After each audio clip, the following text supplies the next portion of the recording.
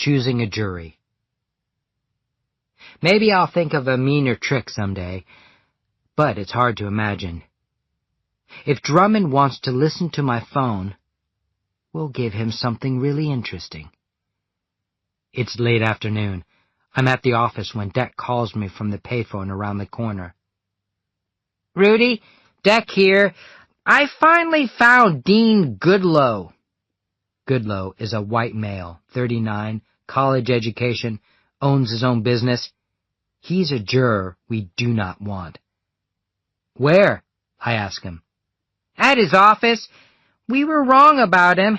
He's not fond of insurance companies. I gave him the facts in our case, and he got really mad. He'll make a great juror. What a surprise, I say clearly. I want Drummond to hear every word. How did he feel about talking to you? A little worried. I told him what I told the rest of them. I'm not a lawyer, and if they don't tell anybody about our conversation, then nobody will get in trouble. Good. Is Goodloe with us? No doubt. We have to have him. I pick another person we definitely do not want on the jury. What about Dermot King? A good man. We go through the same routine with the rest of the names, and then Deck says, What about you? Nathan Butt was a bit surprised to learn that I was one of the lawyers on the case, but he relaxed. He hates insurance companies, I say. I wonder if Drummond's heart is still beating. He knows that he can't do anything except stay quiet and try to avoid the people we talked about. About 15 minutes later, the phone rings. A slightly familiar voice says, Rudy Baylor, please. This is Rudy Baylor. This is Billy Porter. You came by today. What do you want? It's actually Deck's friend, Butch. Billy Porter is a white male, wears a tie to work and manages a store. We don't want him. Yes, well, it's about the trial. Is this legal? Of course it's legal. Just don't tell anybody. Look, I represent the little old lady whose son was killed by Great Benefit Life Insurance. Killed? Yes. The company denied the boy an operation. He died 3 months ago of leukemia. That's why we sued. We really need your help, Mr. Porter. I'll bet Leo Drummond doesn't sleep tonight. The jurors arrive between 8:30 and 9.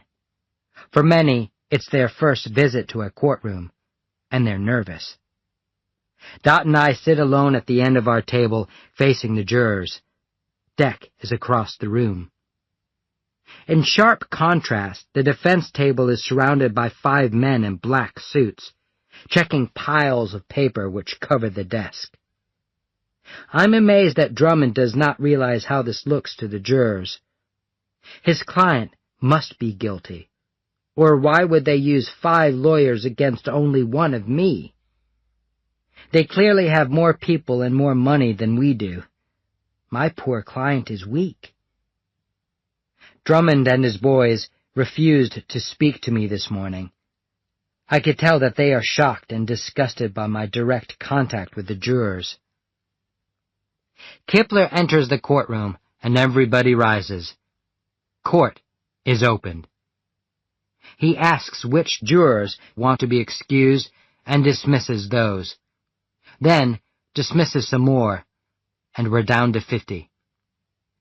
Kipler goes through a list of questions that he showed to both Drummond and me. This gives us time to watch and study each person. Then it's my turn. I stand, walk to the bar, smile, and say the words that I've practiced 1,000 times. Good morning. My name is Rudy Baylor, and I represent the blacks. After all those questions, they're ready for something different. I look at them warmly, sincerely. Now, Judge Kipler has asked a lot of important questions. I have only one more question. Can any of you think of any reason why you shouldn't serve on this jury and hear this case? No one says anything. I didn't expect them to. Thank you, I say with a smile. The jury looks fine to me, Your Honor. Drummond is on his feet. He tries to look calm and friendly, but he is burning with anger. He introduces himself and his client, asks a few general questions. Then it starts. Now, I'm going to ask you the most important question. Have any of you been contacted about this case? It's more of an accusation than a question. The courtroom is perfectly still. This is very important, he says. We need to know. There is no trust in his voice. Let me ask it another way, he says very coolly. Did any of you speak with either Mr. Baylor or Mr. Deck Shiflett? I jump to my feet. Objection, Your Honor! I agree. What are you doing, Mr. Drummond? Kipler shouts. Drummond says, Mr. Porter, I'm going to ask you a direct question. I want an honest answer. If you ask an honest question, I'll give you an honest answer, Porter says angrily. Yes, now, Mr. Porter, did you have a phone conversation last night with Mr. Rudy Baylor? I stand, look directly at Drummond, but say nothing. No, I didn't, Porter says. His face is getting red. Are you sure, Mr. Porter? He demands. I certainly am. I think you did, Drummond says. Before I can object and before Kipler can do anything, Billy Porter jumps on Drummond. Don't call me a liar, you bastard! Porter screams and puts his hand around Drummond's throat. Drummond falls. Women scream. One of Drummond's expensive shoes goes flying. I stay in my seat, thoroughly enjoying the show. After a short break, Drummond makes a formal motion to dismiss the whole group. Kipler refuses, but Billy Porter is excused. The process of picking jurors continues through the afternoon in Kipler's office. Drummond firmly avoids any of the people Deck and I mentioned on the phone last night. The result is a jury of my dreams. 6 black females, all mothers, 2 black males, 1 a college graduate, 1 a disabled former truck driver, 3 white males, all of whom are sympathetic, 1 white female, the wife of a wealthy businessman. I couldn't avoid her, and I'm not worried. We only need 9 of the 12 to agree on a verdict. The trial starts in a week. 4 days before the trial begins, Deck takes a call at the office from a lawyer in Cleveland. I call him back from the car phone, which doesn't have a microphone in it. His name is Peter Corsa, and he represents a young lady by the name of Jackie Lemanchek. She went to his office after she was suddenly fired from Great Benefit for no obvious reason. His client was sexually involved with several of her bosses. Her progress in the company and her pay were based on her willingness. They are filing suit against Great Benefit. I finally ask, will she testify? I talk to Jackie Lemanchek for an hour. I promise that her appearance will be a surprise to Great Benefit. She's scared to death of them. I think a surprise would be lovely. Chapter 12. The Trial. The trial begins. My opening statement is short and goes smoothly. There was a policy, the premiums were paid every week, it covered Donnie Ray, he got sick. He was refused treatment, and then he died. The purpose of this case is not only to collect money from Great Benefit, it is also to punish them. Drummond begins by holding up a copy of the policy.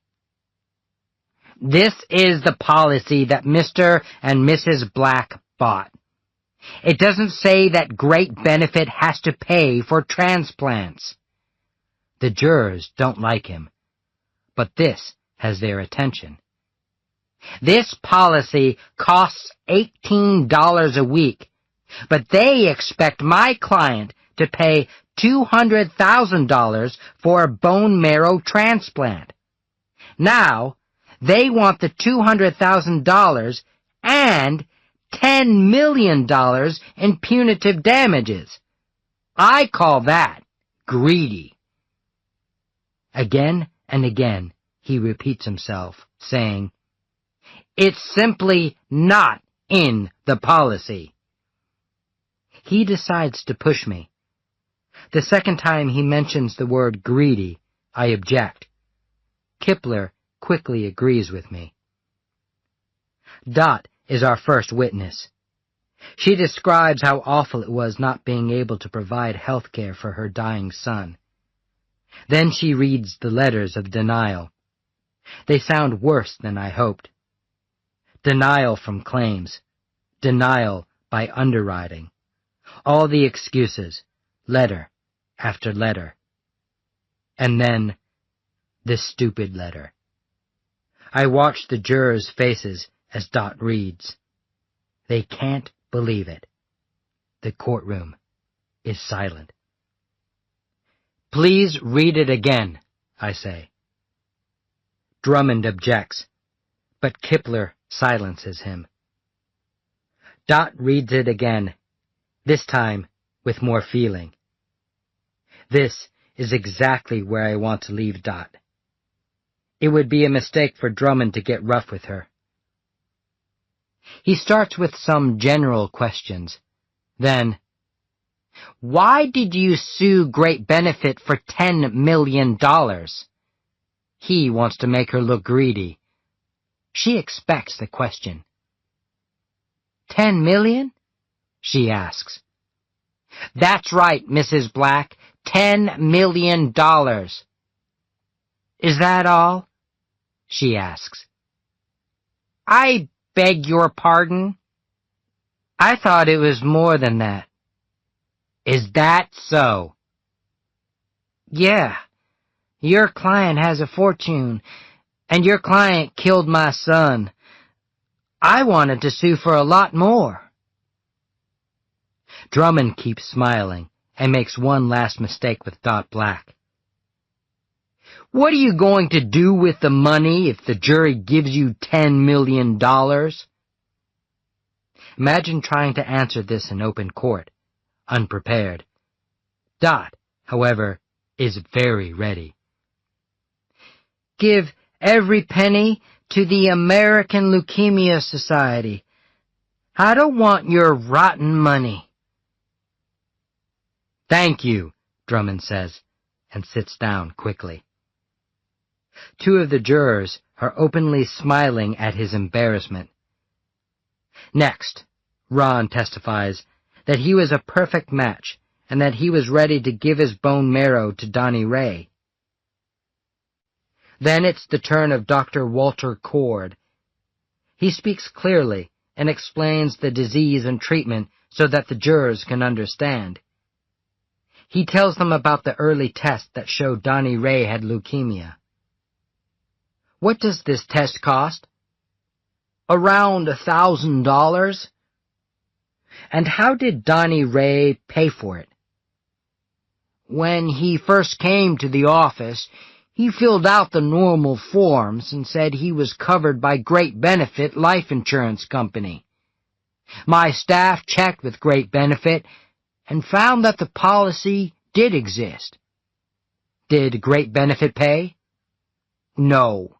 We were eventually told that the claim was denied. Mrs. Black has been paying $50 a month. Dr. Cord repeats the fact that Ron Black was a perfect match for Donnie Ray. If he had had the transplant, it would have worked. We call Everett Lufkin from Great Benefit to testify. Who is Jackie Lemanchek? I ask him. Did you know her well? Not really. She was just a claims handler, one of many. Tomorrow she'll testify that their affair lasted 3 years. I've explained that the claims manual is the key document that employees refer to. I hand Lufkin the copy I was given by Drummond before the trial.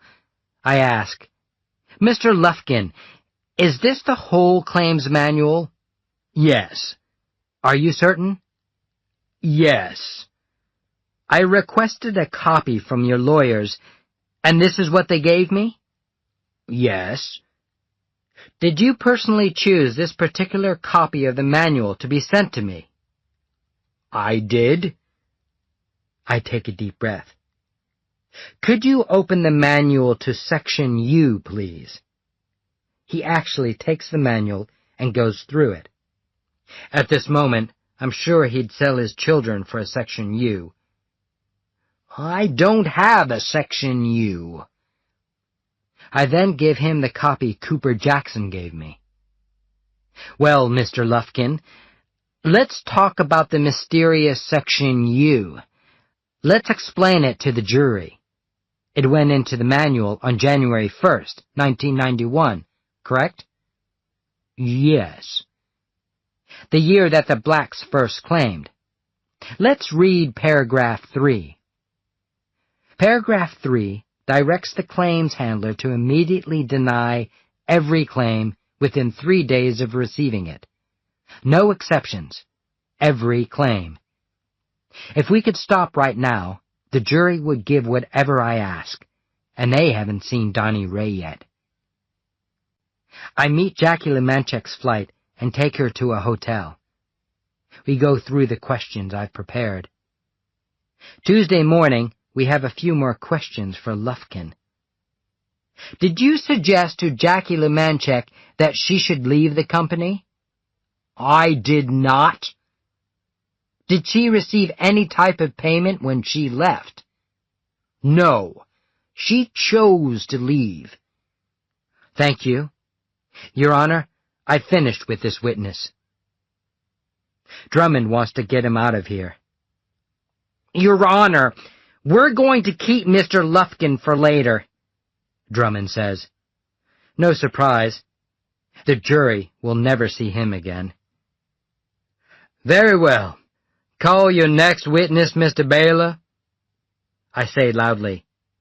We call Jackie Lemanchek. Poor Lufkin stops, spins around wild-eyed to the defense table, then walks even faster from the courtroom. How long did you work for Great Benefit? I ask Jackie Lemanchek. 6 years. And when did your employment end? October 3rd. How did it end? I was fired. You didn't choose to leave? No, I was fired. Who fired you? Everett Lufkin, Kermit Aldi, Jack Underhall, and others. I hand her a copy of a letter. This is a letter I typed and signed, she says. It states that you're leaving for personal reasons. The letter is a lie. I was fired so the company could claim that I didn't work there anymore.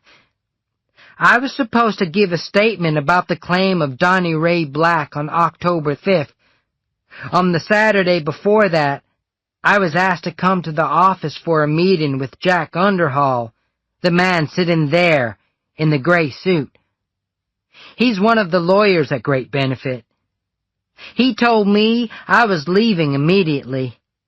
If I wrote that letter and kept quiet, the company would give me $10,000.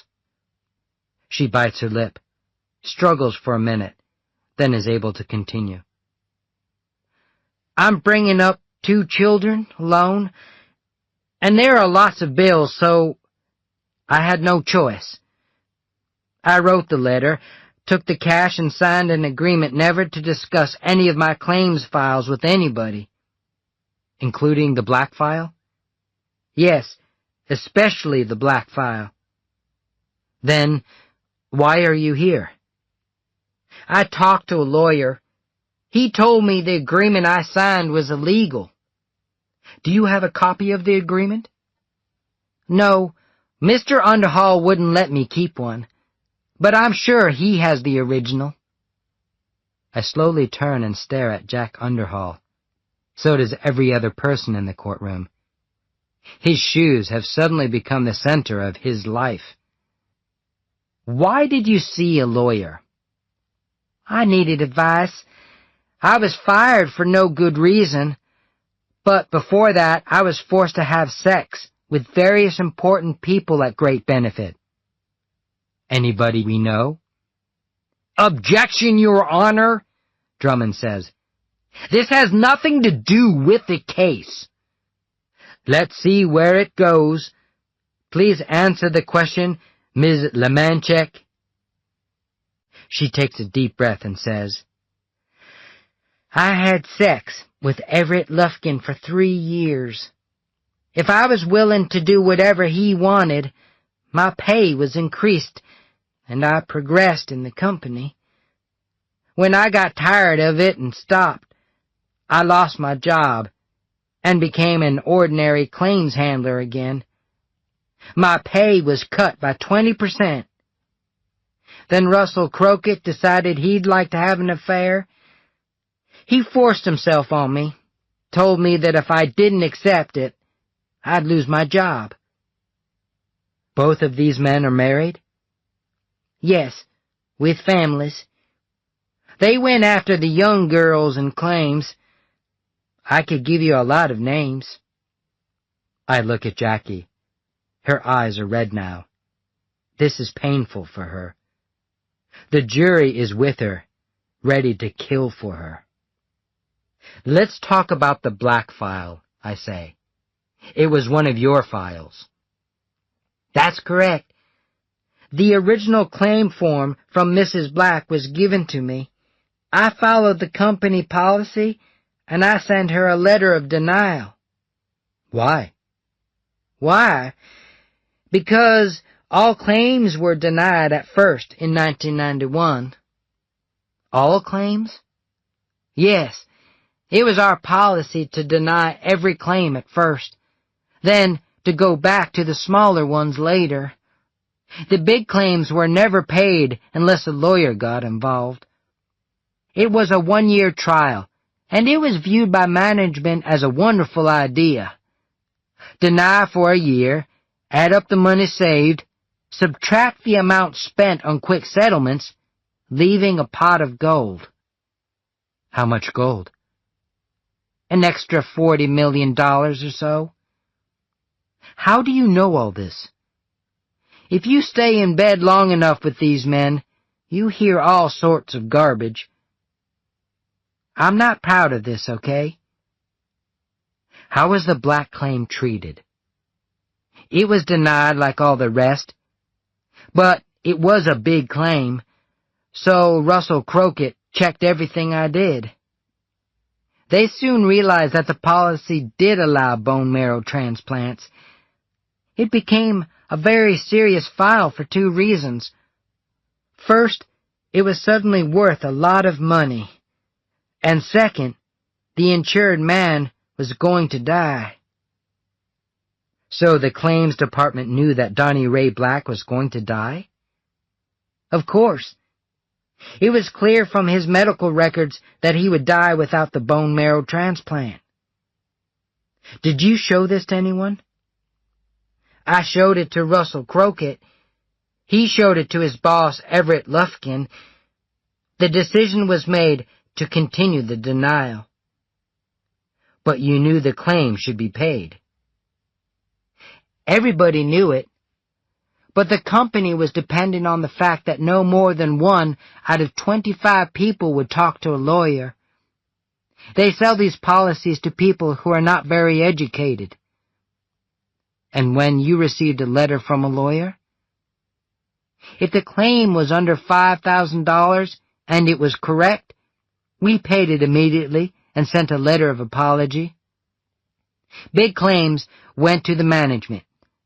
I think they were almost always settled quietly. Thank you.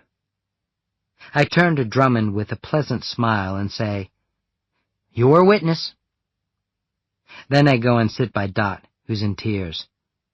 Several of the jurors notice her crying.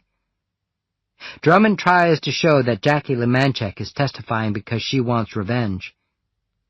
No, I'm here because I know how they cheated thousands of people. This story needs to be told.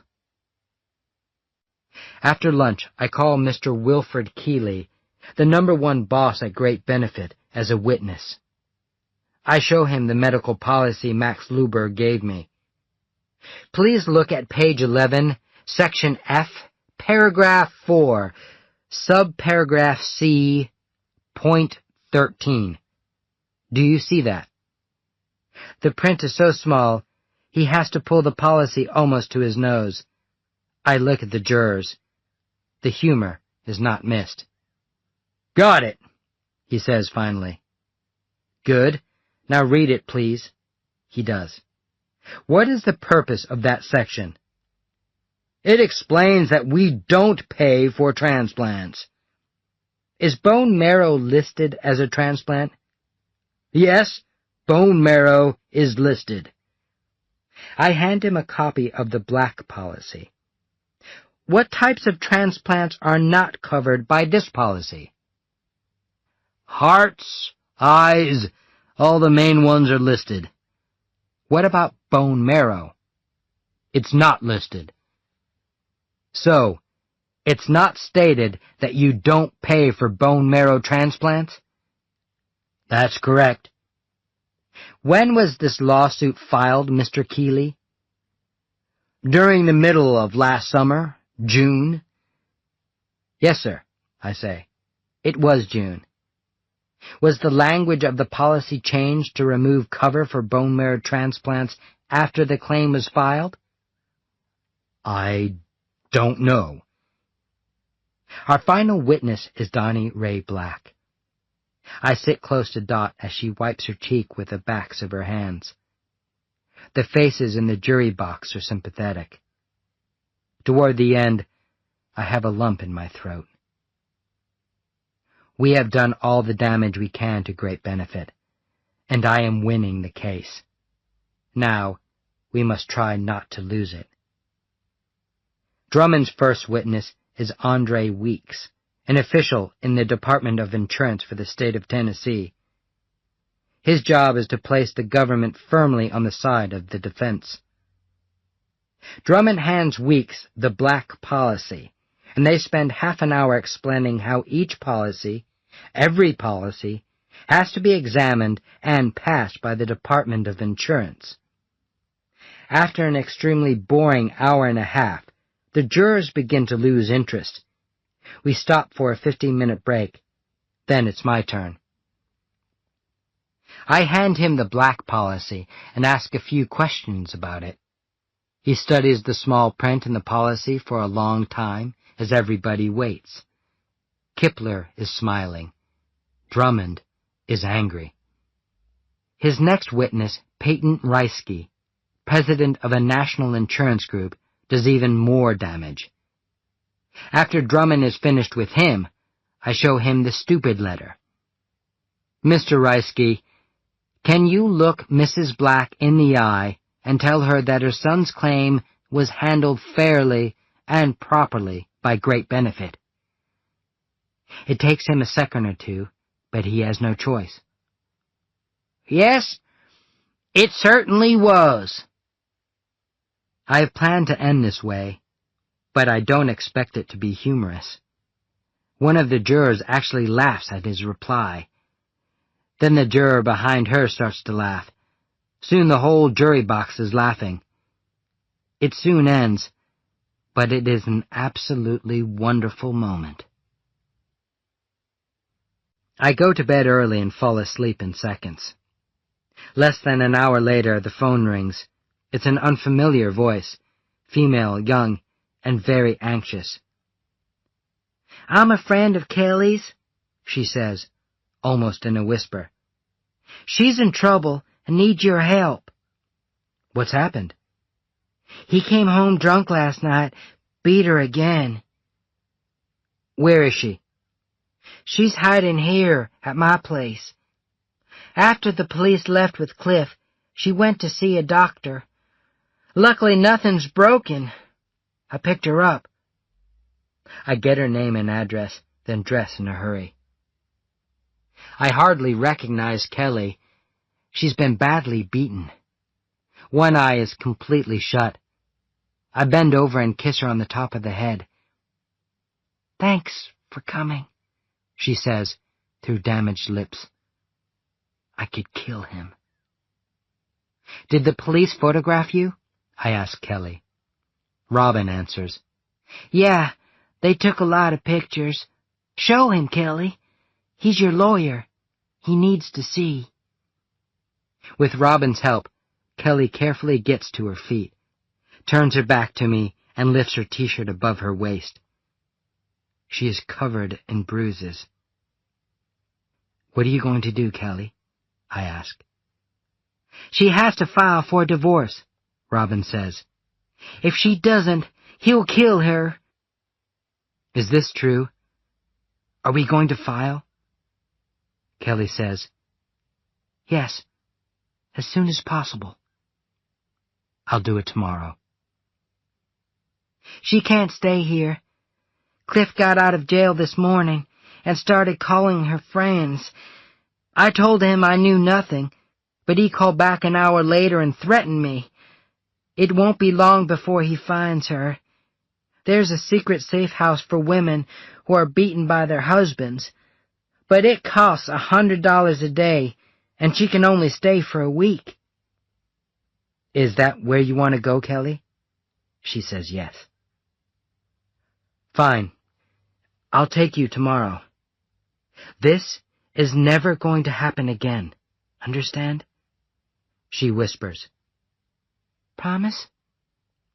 "I promise. I'll file the divorce in the morning, then I'll come and get you. I'm in the middle of a trial, but I'll get it done." It's almost 1 a.m. Sleep is impossible, so I drive to the office and prepare the divorce papers.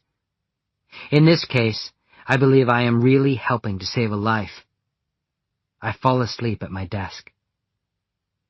Deck wakes me at 7. I tell him the story, and he reacts badly.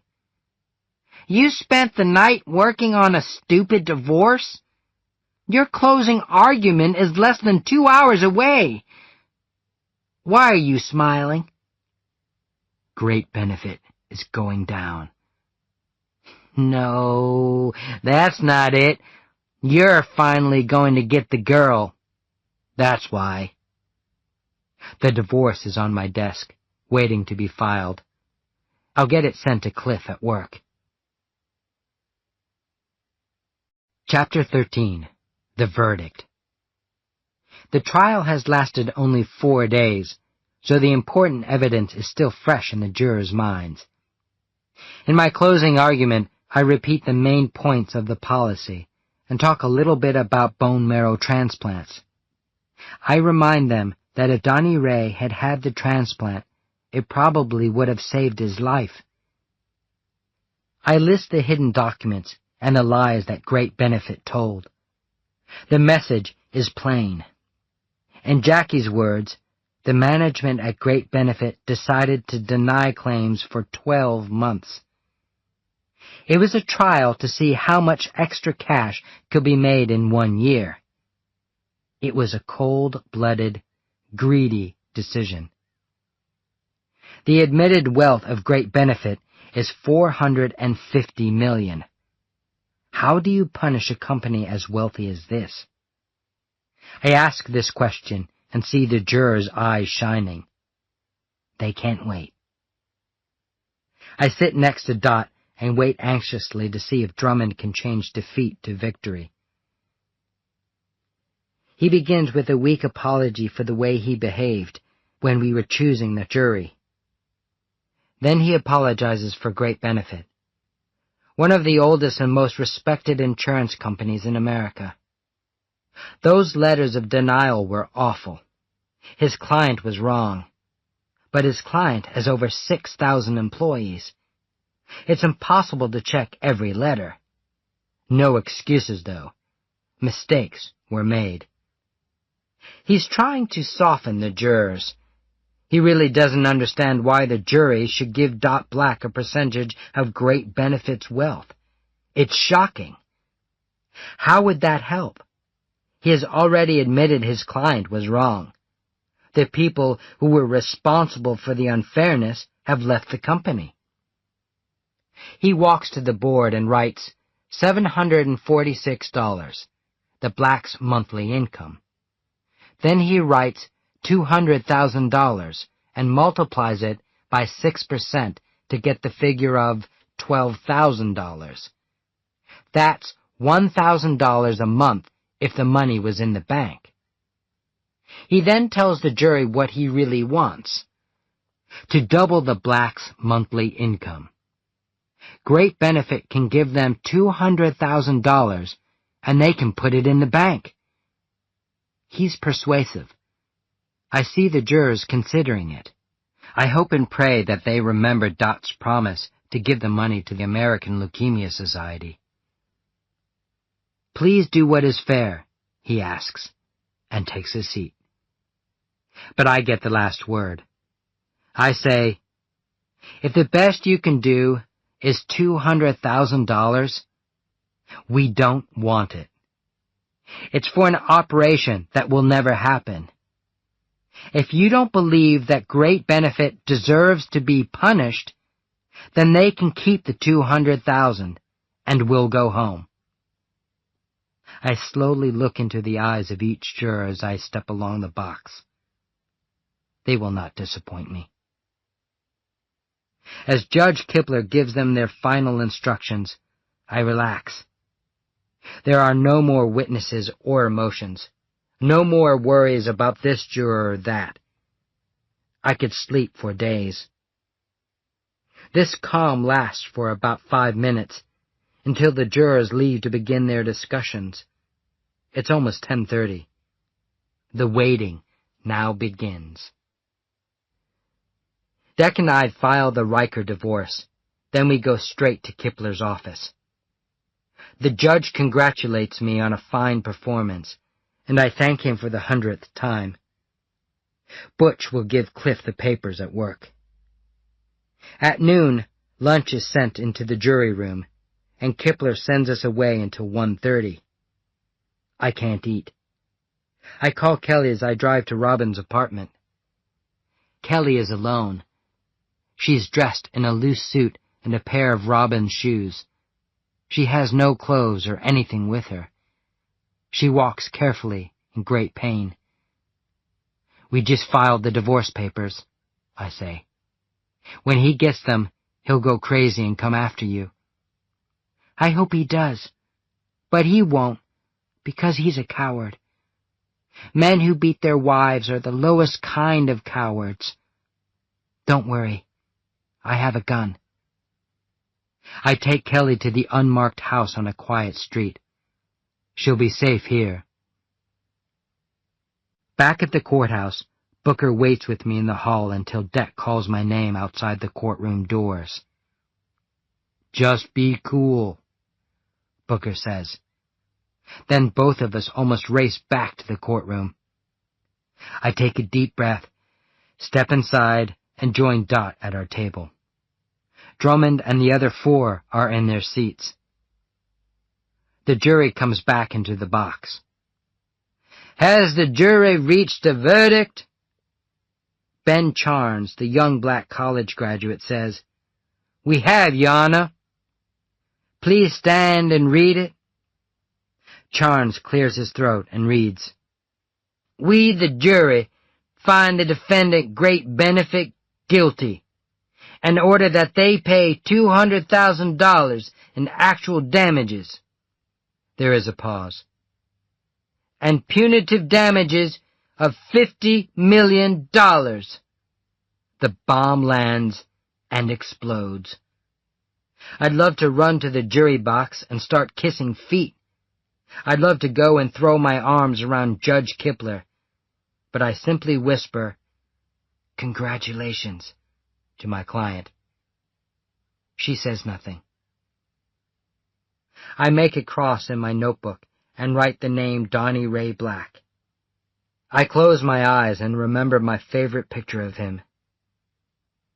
I see him sitting on the folding chair at the baseball game, drinking Coke and smiling, just because he's there. My eyes water. He didn't have to die. Kipler thanks the jury, tells them their little checks will be sent to them, and asks them not to discuss the case. I'm not exactly rich yet. The verdict is so big that there will be a big fight. Great benefit will not pay easily. I have a lot more work. Right now, though, I want to go and find a beach. Kipler closes the trial. I look at Dot and see the tears. She's a hard woman who doesn't cry easily, but she is losing control. Someone turns off the lights and we sit in darkness. It's finished. The last place I want to go is the office.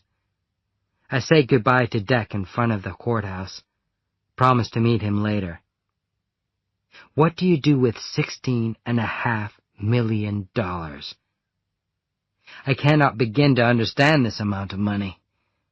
I know a dozen things can go wrong. The case could be sent back for a new trial. The verdict could be changed completely. I know these awful things can happen. But, for the moment, the money is mine. I dream as the sun sets. Maybe tomorrow I can begin to realize what I've done, but for now, I'm glad to let the poison in my soul go. For almost a year, I've lived with a burning hatred of great benefit life. I hope Donnie Ray is resting in peace. I hope he knows what happened today. They've been proved wrong. I don't hate them anymore. Kelly and I are watching a John Wayne movie, sitting on her bed. She's wearing the same gray suit, no shoes or socks. I can see a mark on her ankle. She's trying to be happy, but she's in such physical pain that it's difficult to have fun. We sit close together, holding hands. The movie ends and the news comes on. After the usual stories, the announcer says, "History was made today in a Memphis courtroom. A jury returned a verdict of $200,000 in actual damages and $50 million in punitive damages against the Great Benefit Life Insurance Company of Cleveland, Ohio, the largest verdict ever in Memphis." "You won?" she asks. "I won." $50 million? "Yeah, but the money is not in the bank yet." "Rudy." What can I say? It's not that difficult. We had a great jury, and the facts were clear. Yeah, right. It happens every day. You're right. Right now, I am the greatest. That's better, she says. Chapter 14. The Last Beating. On Saturday morning, the phone rings. "This is Cliff Riker." I start the tape recorder. "What do you want?" "Where's my wife?" "You're lucky she's not dead." "I'm going to get you, Mr. Big." "Keep talking. The recorder is on." The call ends. I call Butch and tell him about my short conversation with Mr. Riker. Butch plans to get Cliff alone, mention the phone call, and tell him to stop threatening me, or there will be trouble. This is Butch's idea of a good time. Our date on Saturday is very similar to the one on Friday, except the movie is different. There are a few laughs, a little more touching, but not nearly enough. She really wants to get out of that gray suit. They wash it for her once a day, but she's sick of it. She wants to be pretty again, and she wants her clothes. She is sure that Cliff will be playing baseball tonight. He never misses a game. So we drive past the baseball field at about 7, then go to the apartment to get her things. I park the car and take a deep breath. "Are you scared?" she asks. "Yes." I reach under the car seat and get my gun. We go to her door. The key fits. We're in. "Hurry, Kelly," I say. I put the gun on the kitchen counter. The place is a mess. I feel like a thief. Every movement makes too much noise. My heart is beating loudly as I carry things from the bedroom to the front door. "That's enough," I finally say. "Let's get out of here."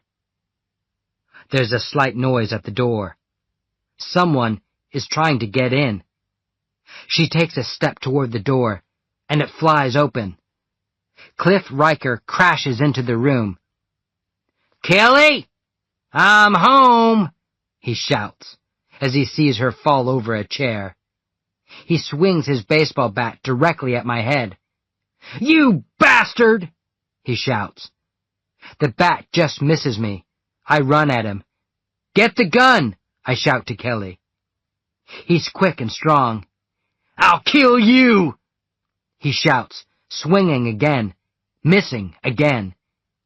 My foot lands perfectly between his legs. He drops the bat. I've got it. I swing hard and hit him directly across his left ear, and the noise is almost sickening. Bones break.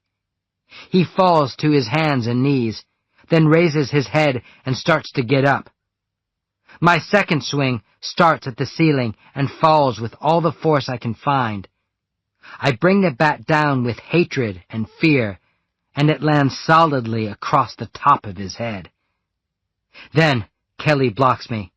"Stop it, Rudy!" I stop, look at her, and then at Cliff. He's flat on his stomach, making horrible sounds. "I'm going to kill the bastard, Kelly," I say, breathing heavily, still scared. "Give me the bat," she says. "What?" "Give me the bat, and leave." I'm amazed at how calm she is at this moment. She knows exactly what has to be done. "What?" I ask, looking at her, looking at him. She takes the bat from my hands. "Leave. You were not here tonight. I'll call you later." Okay. I step into the kitchen, pick up the gun. We look at each other. I step outside, close the door quietly behind me, and look around for neighbors. I feel sick. After 10 minutes, the first police car arrives. A second quickly follows, then an ambulance. I sit low in my car in a crowded parking lot, watching it all. Kelly's in there alone and scared and answering 100 questions. And here I sit, hoping no one sees me. Should I go and save her? He can't be dead. I think I'll go back in there. The fear hits hard. I want them to carry Cliff out and take him to the hospital. I suddenly want him to live. Get up, Cliff. Walk out of there. But Cliff doesn't walk out. He's carried out. The sheet is over his face. He's dead. I open the door and disappear into the crowd. "He's finally killed her," I hear someone say. Police stream in and out. I listen carefully to what's being said in case anyone saw a stranger leave the apartment. Minutes later, Kelly comes out with a policeman on each side. She looks tiny and scared. They place her in the back of a police car and leave. I walk quickly to my car and drive to the police station.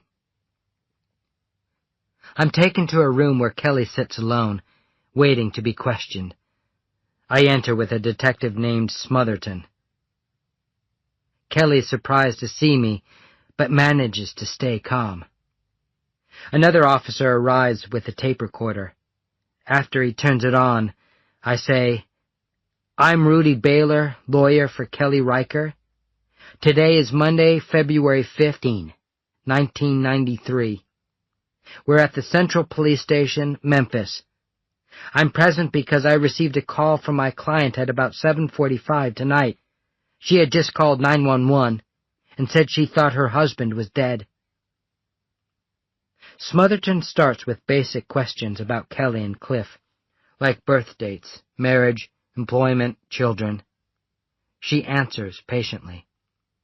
Her left eye is still black and blue. The bandage is still on her forehead. She's really scared.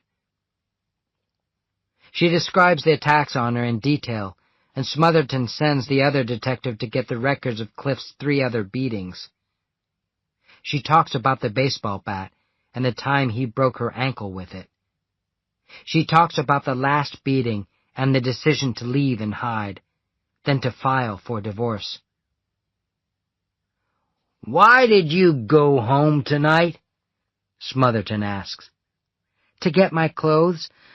I was certain he wouldn't be there." "Where have you been staying for the past few days?" "A home for women, here in Memphis." "How did you get to your apartment tonight?" My heart misses a beat, but she's already thought about it. "I drove my car," she says. "Where is it now?" "In the parking lot, outside my apartment." "Can we take a look at it?" "Not until I do," I say, remembering that I'm a lawyer. "How did you get in the apartment?" "I used my key." "What did you do when you got inside?" "I went to the bedroom and started packing clothes." "How long were you there before Mr. Riker came home?" 10 minutes, maybe." "What happened then?" I interrupt at this point. She's not going to answer that until I've had a chance to talk to her. This interview is now at an end. I push the stop button on the recorder. Smotherton writes something on a sheet of paper and hands it to me. "This will be treated as a killing, but Morgan Wilson's office, which deals with family violence, will consider the circumstances." "You're keeping her here?" "I have no choice. I can't just let her go." "I'm going to jail?" Kelly says. "We have no choice, ma'am," Smotherton says, suddenly much nicer. "Your lawyer can probably get you out tomorrow, but I can't just free you because I want to." He leaves the room, and I reach across and take her hand. "It's okay, Kelly. I'll get you out as soon as possible." "How much time could I spend in jail?" "You have to be found guilty first, and that's not going to happen." "Promise?" "I promise." "Are you scared?" She carefully wipes her eyes and thinks for a long time. "He has a large family, and they're all just like him. All heavy drinking, violent men." I can't think of anything to say to this. I'm scared of them, too. "They can't make me go to the funeral, can they?" "No." "Good." They come for her a few minutes later, and I watch them lead her down the hall. When they stop at an elevator, Kelly turns toward me. I wave slowly. Then she's gone. Chapter 15. Winners and Losers. Morgan Wilson is a beautiful woman of about 40. She has a firm handshake and a smile that says, "I'm a busy woman, don't waste my time." Her office is full of files, but very neat and organized. I get tired just looking at all this work to be done. We take our seats. Then she realizes. "The $50 million guy?" she asks, with a very different smile now. "That's me." "Congratulations," she says. She wants to hear about my good fortune. I give her a description of the trial and what it was like to hear the verdict. Then I tell her why I'm here. She's a thorough listener and takes lots of notes. I hand her copies of the new divorce file, the old one, and the records of Cliff's previous visits to the police station. I describe the injuries left by a few of the worst beatings and promise to have Kelly's medical records by the end of the day.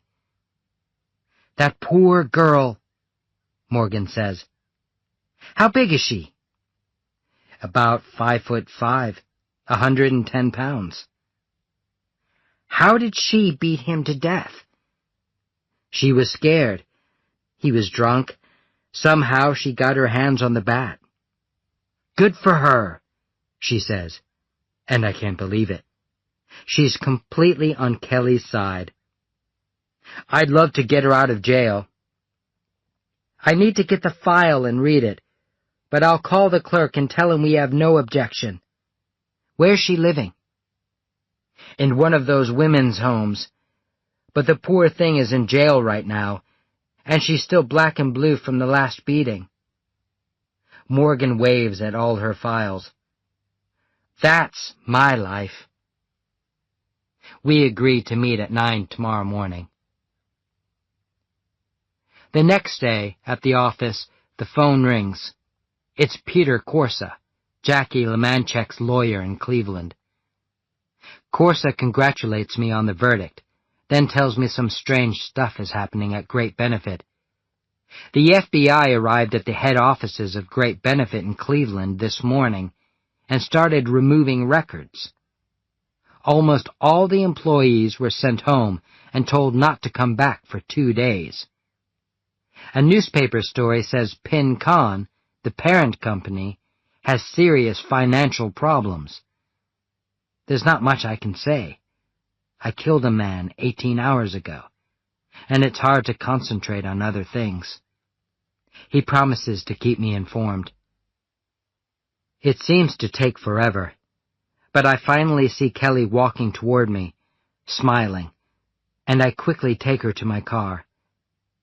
I tell her about threatening calls about her that have been made to the prison.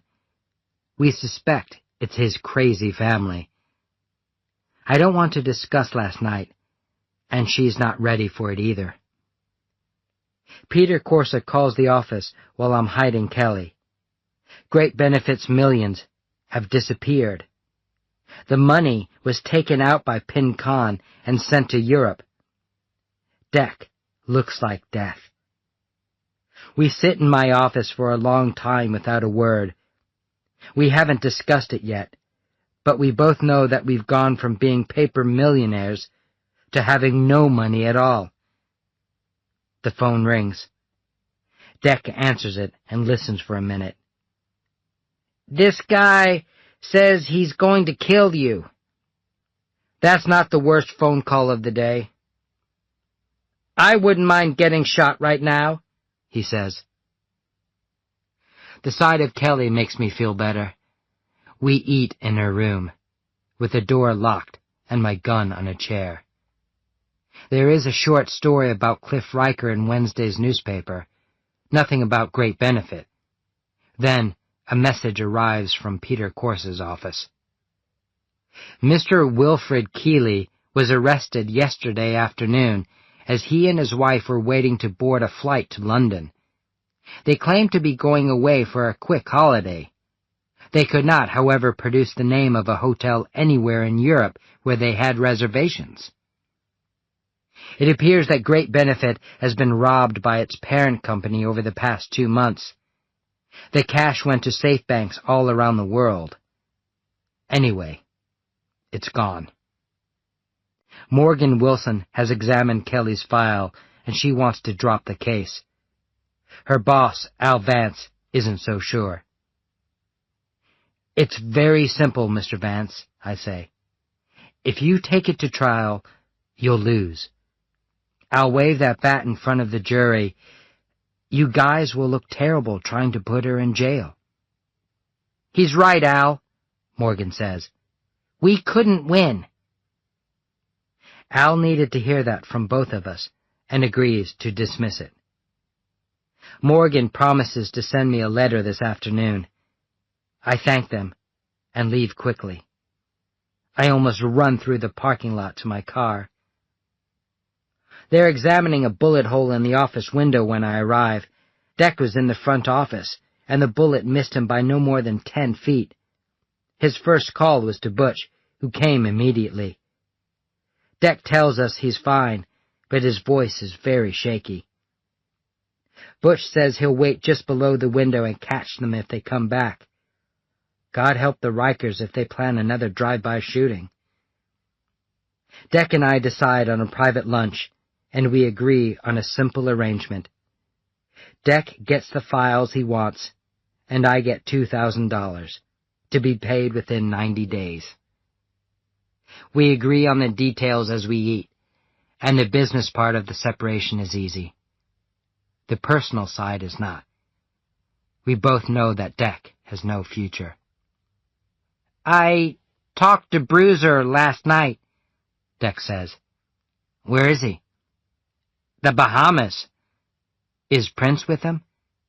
Yeah. This is good news, and I'm glad to hear it. I'm sure Deck has known for some time. So, they're safe, I say.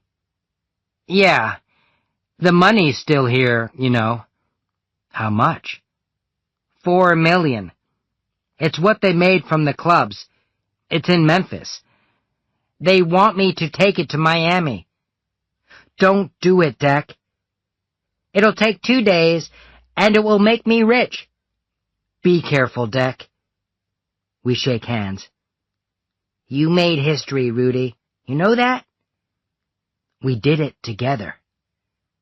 Yeah. And what do we have to show for it now? Old war stories? Deck's eyes are wet. I watch him drive away. I go to my bank and take out my savings, $2,800. I hide the bills under the seat of my car. It's nearly dark when I knock on the Blacks' front door. Dot opens it and almost smiles when she sees me. Over coffee, I gently tell her the news about Great Benefit. We probably won't get a penny, ever. I'm not surprised at her reaction. Her eyes shine, and her face is happy as she listens. There appear to be several complicated reasons for Great Benefit's death, but right now it's important for Dot to believe she caused it. She put them out of business. One little woman destroyed those bastards. She'll go to Donnie Ray's grave tomorrow and tell him. Kelly is waiting anxiously at the home. We sign the paperwork and thank everyone. Then we hold hands and walk quickly to the car, take a deep breath, and drive away. The gun's under the seat, but I've stopped worrying. Which direction? I ask when we get to the highway that circles the city. We laugh at this because it is so wonderful. It doesn't matter where we go. I'd like to see the mountains and snow, she says. I think we can find some. She moves closer. It's amazing how little we've planned for this. We didn't know until this morning that she'd be able to leave. We'll settle in a place where no one can find us. Kelly and I will talk about Cliff's death one of these days, but not anytime soon. We'll pick a small college town because she wants to go to school. She's only 20. I'd love to teach history in high school. That shouldn't be hard to do. After all, I have 7 years of college. I will not for any reason ever be involved with the law. Ever.